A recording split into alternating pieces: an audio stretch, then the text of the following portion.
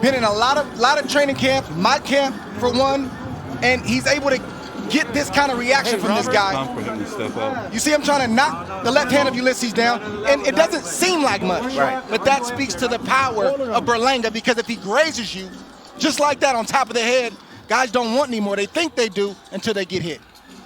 We have talked about this with Berlanga before, how it doesn't look like much sometimes, how even just the glancing blow can cause a cut or do damage. I was kind of hoping that the fight, like got rightfully stopped and not, the way top-ranked, ESPN commentator, Testator, was like calling, like, yes, he was like, like jizzing his pants. So that's, it's impressive, but he's got to step up now. 16-0 with 16 KOs. That's some big shit right there. But I want to see him go rounds. Get him with somebody that can give him rounds. He was in camp with Canelo. He was in camp with you. Veteran, world champion type guys, and everybody has respect for him as a sparring partner, and he's 15-1-2 and had never been stopped. He's a guy that lasts the whole camp, meaning if he's not giving you good work, he goes home early. The question that I have is, what's next for Berlanga? What are they going to do next? Let's make it official. Here's Mark Chinook. Ladies and gentlemen, here inside MGM Grand, referee Russell Mora calls a stop to this bout at 2 minutes, 40 seconds of round number 1. For your winner by technical knockout, El Monstro, Edgar, the Chosen One, Berlanga. So if you're wondering what the all-time record is, if you're sitting back saying, who in the world has possibly started a career like this?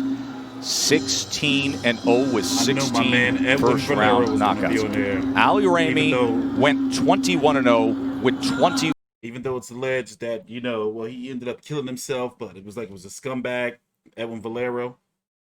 Crazy. But yeah, man, we got to see him get some rounds, man. He is ranked.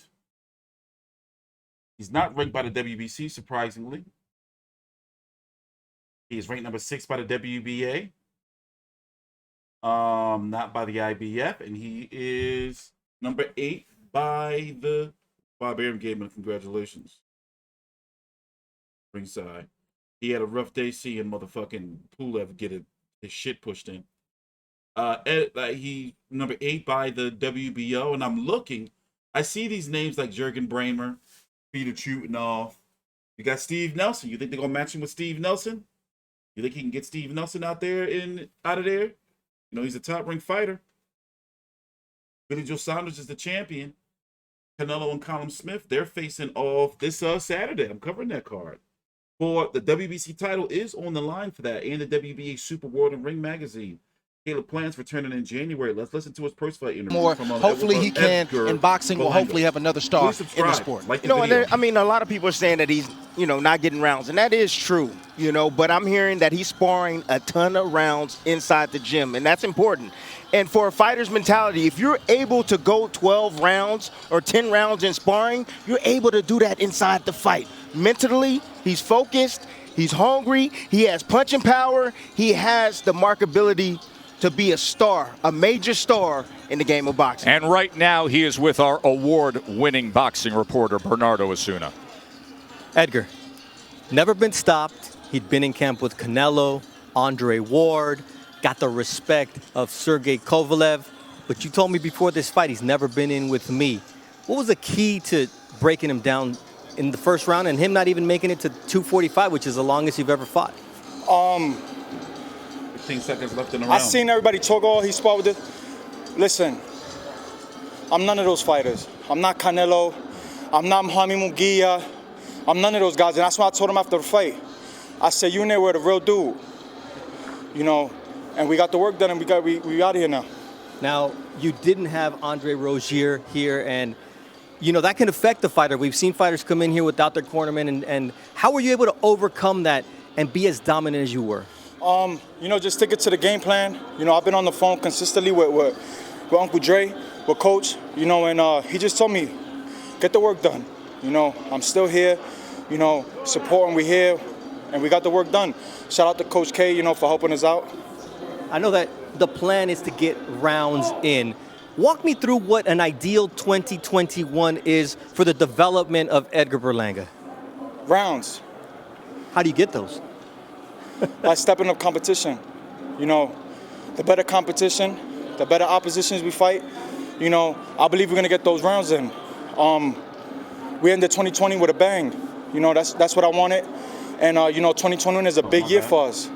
And I'm looking forward to it. I know that the summer is something you're really looking forward to. Being with Tito Trinidad, I don't think New his York's gonna be inspiration, open up. how did that help you build to who you are right now? A different mindset. You know, Tito Trinidad was my idol. He still is. And, you know, just being with him, man, it really opened up my eyes on what boxing is about. You know, and on the dedication, on the focus, on leaving the streets alone, leaving the people alone, that the bad people, you know, you can't keep them next to you, but you can keep from a distance. You know, I'm in a dangerous sport, and I got to remain focused 100%.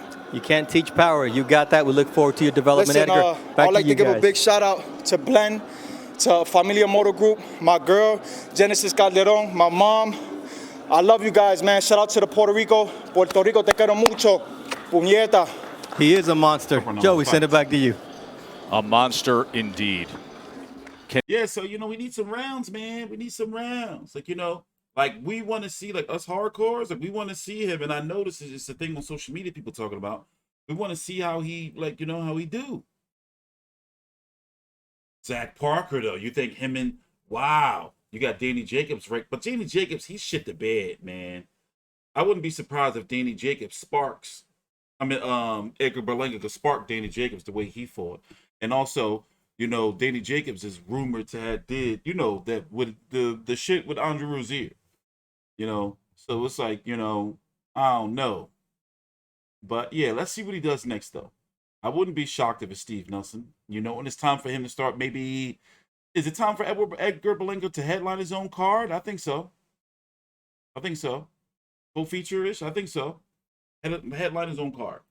Or, you know, high-profile co-feature like on Tiafimo, you know, or, you know, a Crawford if he's still going to stay with Top Rank.